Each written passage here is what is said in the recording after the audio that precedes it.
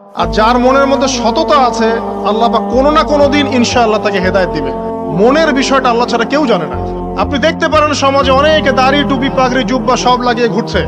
তো বিশ্বাস করেন তাদের মনটা এমনও হতে পারে যে জানোয়ারের চেয়েও কুৎসিত, এমনও হতে পারে।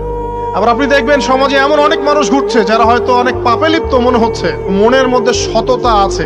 এমন অনেক মানুষকে আমরা দেখেছি যে ড্রাগ অ্যাডিক্টেড ছিল, মিউজিক করেছে, হারাম সম্পর্কের মধ্যে ছিল, নামাজ ঠিক মতো পড়ে নাই, কিন্তু যখনই আল্লাহর কথা আলোচনা হতো দেখতাম সে খুবই শান্তভাবে মন থেকে কথা শুনছে। কথা শুনতে শুনতে শুনতে একদিন মাশাআল্লাহ এখন দেখবেন যে চিল্লা দিয়ে বেড়াচ্ছে বিভিন্ন মসজিদে।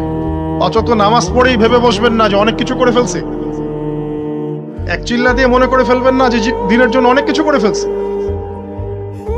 একটা হজ করেছেন, ওমরা করেছেন, সিয়াম রেখেছেন, দিনের জন্য দান সদকা করেছেন, একটা মাদ্রাসা মসজিদ করেছেন, ভেবে বসবেন না আপনি সব অনেক কিছু করে ফেলেছেন এবং অন্যরা সব ককরোচ, তেলাপোকা, ওরা জাহান্নামে যাবে এমনটা মনে করবেন।